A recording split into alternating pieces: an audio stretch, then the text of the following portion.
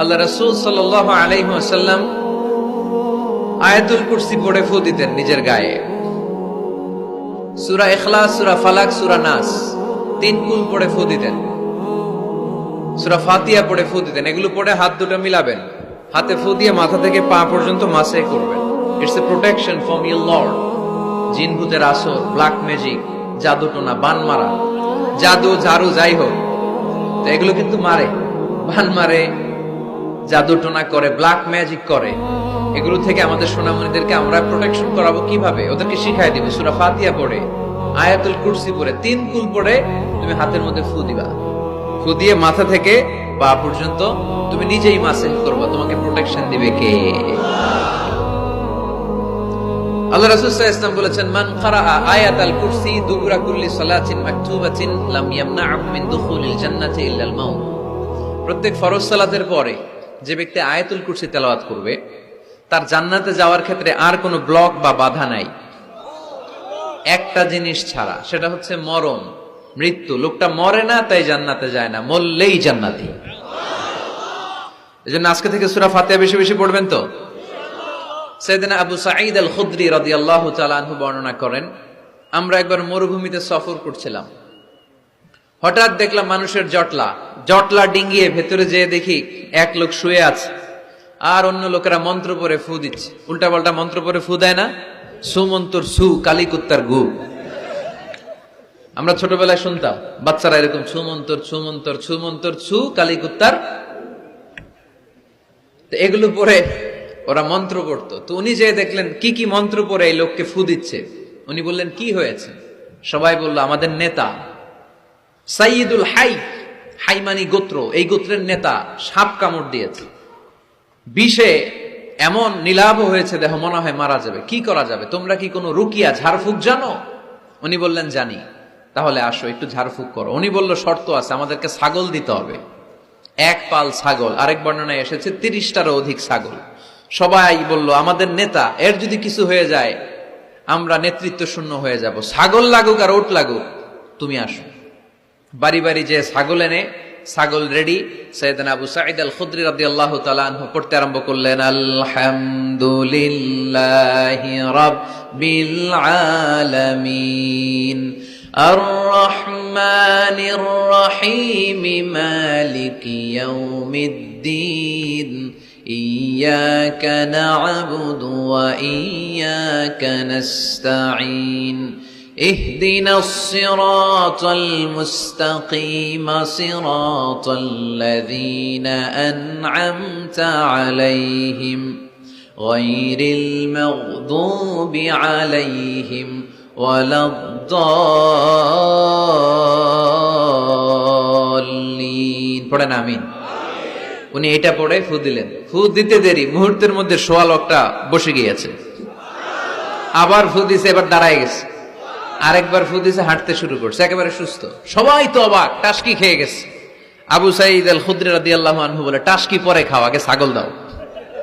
কারণ ছাগল দেওয়ার কন্ডিশন ছিল না, ওরা ছাগল নিয়ে আসছে।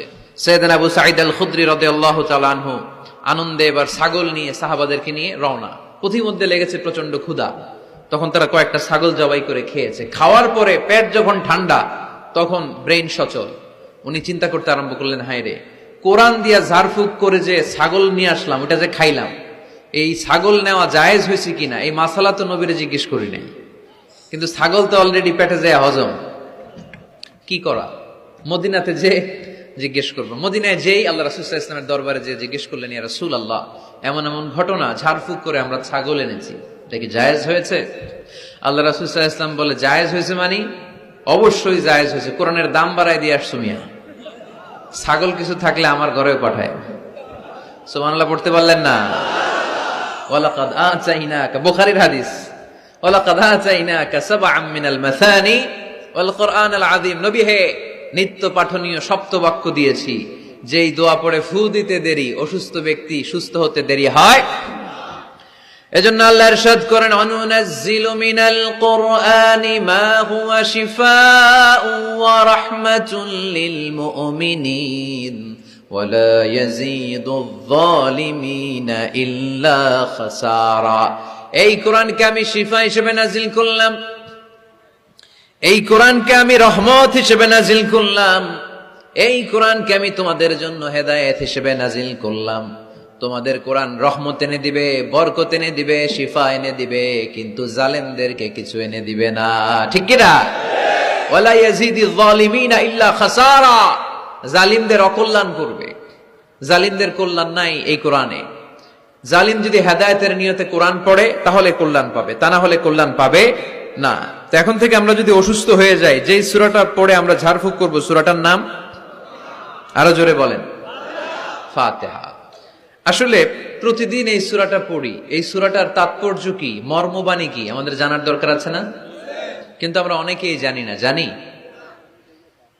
আরব বিশ্বে দেখবেন ওনারা যখন তারাবির সালাত পড়ে, আযাবের আয়াত আসলে কাঁদে, জান্নাতের আয়াত আসলে দরাজ গলায় তেলাওয়াত করে। আপনারা কি করেন? আমরা করি না। কারণ ওনারা কি পড়ছেন সেটা তাৎপর্য আর মর্মবাণী ওনারা অনুভব করছেন।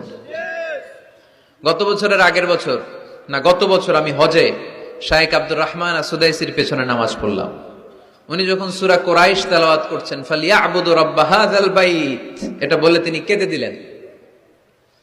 কারণ উনি অর্থ বুঝতে পেরেছেন, আয়াতের অর্থ ফালিয়াবুদু রাব্ব হাযাল বাইত, এই কাবা ঘরের মালিক আল্লাহর ইবাদত করো, এই ঘরের রবের ইবাদত করো। আর ওই ঘরের সামনে দাঁড়িয়ে উনি ইমাম, উনি ওই ঘরের সামনেই দাঁড়ানো আর পড়তেছে এই ঘরের রবের ইবাদত করো। এটা যখন অনুভব করলেন, উনি আর নিজেকে ধরে রাখতে পারলেন না, উনি কান্না জুড়ে দিলেন। উনার পেছনে আমরাও কাঁদতে লাগলাম, কারণ ইমাম যেদিকে মুসল্লিও সেদিকে, উনিও কাঁদে আমরাও কাঁদি, কারণ অর্থ বুঝতেছি তো। আবার জান্নাতের আয়াত আসলে এমন সুরের ঝংকার তুলে তিনি তেলাওয়াত করে, মনে হচ্ছে যেন এখনই উপর থেকে রহমত নাজিল হচ্ছে। ঠিক কিনা? কিন্তু আমরা যখন তারাবির সালাত পড়ি, আমাদের কখন যে আযাবের আয়াত গেল, কখন যে জান্নাত গেল, আর কোন দিক দিয়ে জাহান্নাম গেল, কোন দিক দিয়ে ইউসুফ নবীর কাহিনী গেল, কোন দিক দিয়ে আমার নবীর ঘটনা গেল, কিছু টের পাই? শুধু আমরাই টের পাই না এমনটা না, যিনি পড়াচ্ছে উনিও টের পায় না। ঠিক কিনা? এজন্য আমাদের চোখ দিয়ে দাঁড় দাঁড় করে পানি নামে না, আমরা অশ্রুসিক্ত হই না। জান্নাতের আয়াত আসলে আমাদের মজা লাগে না, কোরআনটারে মজা লাগাইতে হবে। ঠিক কিনা? বুঝতে হবে মাতৃভাষায়। স্মার্টফোন ইউজ করেন কারা কারা দেখি?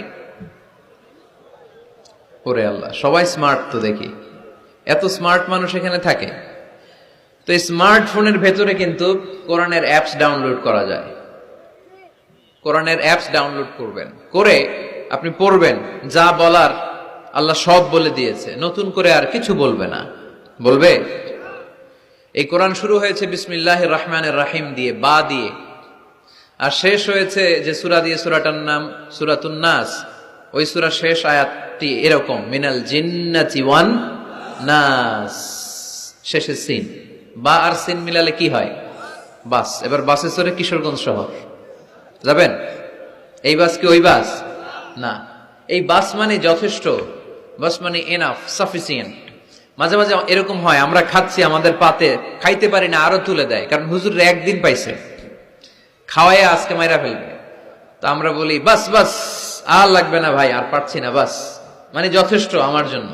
তো আল্লাহ বুঝাতে চাইলেন 30 পারায় যা দিয়ে দিছি হেদায়েতের জন্য, বাস যথেষ্ট, নতুন করে কোনো কথার দরকার নাই। চিল্লায় বলেন ঠিক কিনা? It's a problem solving methodology, it's not a problem creating methodology. Quran কখনো প্যাচ লাগায় না, প্যাচ খোলে। এই যে সুতা দিয়ে বাঁধতে গেলে অনেক সময় প্যাচ লেগে যায় না, এটার কি বলেন আপনারা? গিট্টু। এই কোরআন কি গিট্টু লাগায় নাকি গিট্টু খোলে? সমস্যা তৈরি করে না সমাধান এনে দেয়?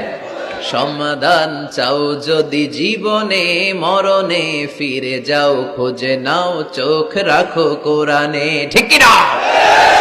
পড়েন সবাই। সমাধান চাও যদি জীবনে মরণে, ফিরে যাও খুঁজে নাও, চোখ রাখো কোরআনে। If you want the solution this দুনিয়া এন্ড আখিরা, go back, have a look to the holy কোরআনে। তাই না? সমাধান যদি চাই, চোখ রাখতে হবে কোথায়? নাকি এটিএন বাংলার পর্দায়? আসিতেছে আগামী শুক্রবার ওই পর্দায়, রঙিন পর্দায়, রূপালী পর্দায়, যেই বইয়ের দিকে চোখ রাখতে হবে বইটার নাম কোরআন। কোরআন, প্রিফেস অফ দ্য বুক।